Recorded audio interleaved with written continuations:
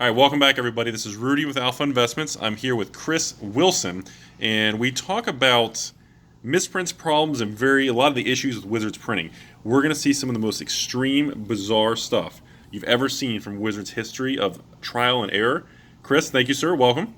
Thanks very much for having me, Rudy. I appreciate it. And share with the world. Show us some things we've never seen before. So these are some misprints that I brought to GP Vegas to show people. It's just like an example of each type, not the whole collection. So we'll start up here with the Caesarius Chancery. There's a lot of ink missing there, but awesomely, it's on the foil layer that you can still see the foiling despite the fact there's no color underneath, which is cool. This Urza's Factory here is basically a really faded one. It's not quite albino, but it's certainly... It almost looks like silver borders in the camera. Well, it's missing a lot of ink. Okay. I have a few like that. This snow-covered island is surprisingly hard to find. Quality was a lot better in Ice Age, and that means that this being covered in that much blue ink is pretty rare and quite an expensive pickup as well. So people pay extra for that fuzzy... Yeah, snow-covered islands are very playable Like card. a snowstorm snow-covered? Yeah, that's right. So this one here, simplified Chinese Cabal coffers, I think. I think so. Okay. That has a weird rippling in the foil. You can actually feel it. You can catch it on camera there. Oh, look at that! It's like there's weird waves. Oh, it's textured. Yeah. You can feel it coming up. So that's very cool. That's neat. On to the next page. This Safe Haven has a gigantic blot out of it. So this one, I mean, it looks like we're missing a little bit. You can probably color the rest in, right? Yeah, just draw what you wanted to do, basically. So this planes is interesting here. It's French planes. It has a stamp at the top here. Now, of course, basic lands don't normally have a hollow stamp. And yeah, I don't because there's no stamp on the planes. So right. What's the deal? I assume it's moved because the stamps were put in the wrong places on the sheet, maybe upside down or something. Okay. So it may be that the sheet was put into the stamping thing in the wrong orientation, and therefore the stamp from a rare ended up on this planes. Okay, so you think it was from like a card above it? Yeah, I think so. Or maybe the whole sheet was put in backwards, and so it was printed spicy. backwards like that. All right, what else we got? Okay, so we have an Oran Reef, the Vastwood, which has, I think, French and English overlaid on top of each other. So you can see here it says add green to your mana pool, and I'm not going to try to pronounce the French, but there's some French there as well for the same thing. I see it. Add the oh my god. So how do you get two different languages on the same card? I don't even understand how that's possible. They printed it twice for some reason. Okay. And this one here is a regular twisted miscut. You can see the shape is actually different from a normal Magic card. Like in the inner sleeve here, it comes down a bit lower and it fills this corner up quite a lot. So we can just kind of cut that off and then we'll be good, right? Well, you're missing this side a bit, but this is an example that shows some sheet edge. Okay. Now, it's possible for people to not factory cut these if they just get some scissors and do it, but this one is a factory mistake. All right, what else we got? So this Dismal Backwater just has a bunch of ink that's smeared. Nothing particularly special, but it's an example of that one. The copper carapace shows that they print in layers, so in that case there's the picture missing, but it's definitely got the black text at the top, so that's pretty cool. Okay, that's really cool. This is a Homelands land, which actually has another Homelands card on the back, if you let me dig that out. Oh, it's double-sided. Yep, so that's... Oh, it's upside down, too. Another Homelands card from German, so that's pretty cool. This is a Goblin Burrows with a Harry Potter back. Whoa, wait a minute. Because, quality. Oh my... I've never seen... How do you... Okay, so do they print the Harry Potter cards? They must use Cardamundi for Harry Potter cards, and they just put the wrong... Oh my god, that's epic. Wow. Okay. So this is a sheet edge miscut. It's probably not factory cut. Oh, it might be factory cut, but the cool thing about this one is it says the set in the language and so on clearly. That is neat on the top. So, that's really cool. I primarily collect lands, so that of course is special for me because of that. Here we have the infamous Mistcutter Miscut. Ah, Mistcutter, the name of the card. And it's cool because it's got the colours along the top. That one, the Misprints community is very familiar with that one, and I ended up with it, which is very cool. Here we have a Miscut Alpha Planes. Now, Miscut Alpha cards. Let's look at the corner. So it's still an Alpha. Oh wow, look at that. That's really neat. So as far as we're aware, there aren't any alpha sheets floating around to be cut, so that's actually a factory error. Ooh. There are a bunch of these being auctioned online, and they went to insane prices. For some reason, this one ended early, so I ended up with it for a third of what other people paid, which was pretty cool. This is actually one of my favorite miscut cards here, because it's a Japanese foil, which is cool, and it's a land, and it says not for sale, and a bunch of letters on the bottom.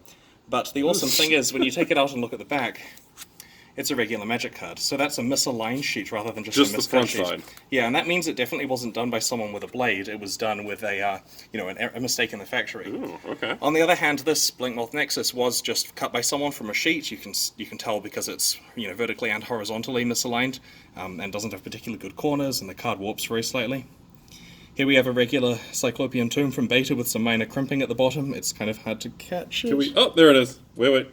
Yep. Yeah, you can see the crimping. So I bought a big collection of Alpha and Beta and managed to randomly run across some crimping there. I don't know if it helps the value, it probably hurts it, but... That's cool. That's cool. So this is a Portuguese land from... I heard about these on the internet. I remember Right, so it says 173 out of 196, Hold on, and okay, it should so flip. It should flip into the same card, the same land on the back. But when you turn it over, it's flipping into 158.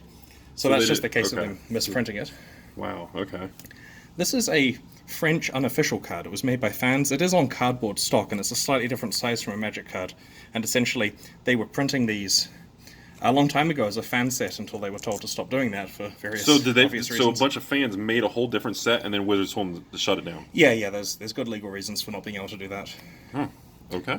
So this is a pre-release card here, which it's a little bit hard to catch, but you'll see that the stamp is actually upside down along here. Oh wait, hold on. I was like, I don't even see a stamp. There it is. It is. So that one's actually inside its original pre-release packet as well, it. though it's folded. Like you can see, there's the pre-release packet there. This one's the same kind of thing, pre-release packet, except the card is cut clean through inside the packet with clear crimping there. So often crimping is on the edge of a card. This is right in the middle. The card is actually cut in half in the middle? I'll get it out of the thing so you can see. So you can see it there. Hold on, let me see. Hold on. That would break. Oh, wow. That would break if you put some pressure into it, but basically that is scribed in the middle. Ooh. This one here is very dark. It's super hard to see. It's almost like completely black. Yeah, you that's can't a even make pre-release the promo. card out. I think this is the one that was printed in Cyrillic. Yeah, that's a Cyrillic card before they actually supported Russian. Wow. So this one here is a famous pre-release promo because it's a common, and of course they don't date stamp those at all. And this again is in its original packaging, and that's something which was posted on Reddit and got a lot of attention. And I managed to pick that up for the collection because I also collect misprinted pre-release cards in addition to lands. So here we have some regular basic lands. We have a Summer Plains, just to show an example of summer. Okay. That's when they were trying to fix revised and printed some that were mostly destroyed. 4th edition test print Mountain. If I recall correctly, these are cool because the back is weird. The back is different colors than a normal Magic card. It looks faded, or yeah, it's just lighter? I'll try to get the summer one out alongside it so we can compare. So there's a regular Magic card. Oh, okay, so now I can... Oh, wow. So there's quite a difference that's a huge difference. Okay. Yep. Alright, so the next one here... This just looks like you got bored and you colored it blue. What's going on? This is something they were testing out around Revised. Basically, there are different colored versions of various commons in that set. I happen to have a yellow, a blue, and a green, I guess. Neat. That's an example of it. Here's a Guru Island that was put in backwards so that the infamous drowning man. Go look at him, but it's actually an eyeball. Everybody, it's like upside down. The little guy is drowning. That's super cool.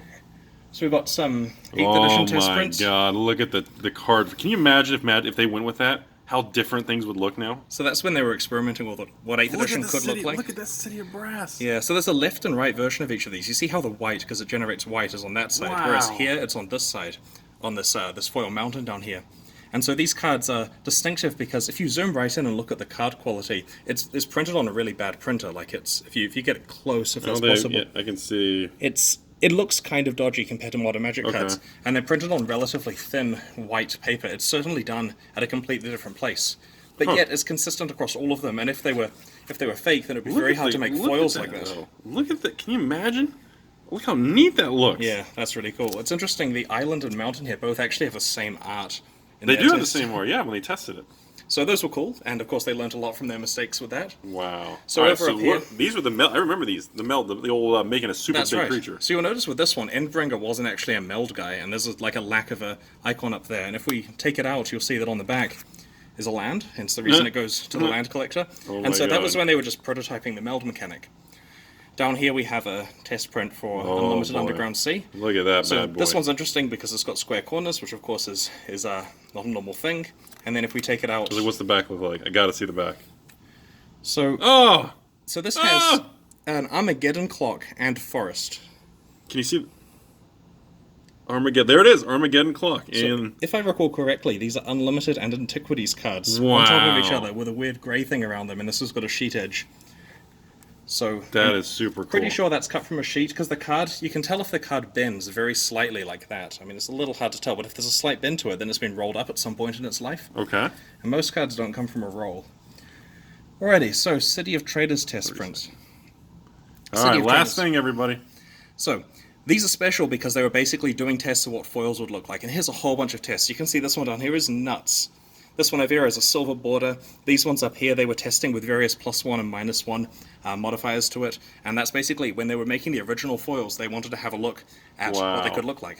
Well, Chris, I mean, seriously, Chris, thank you so much for sharing with everybody. This is just insane looking. This looks like it's actually has flames on it. I hope everybody enjoyed it.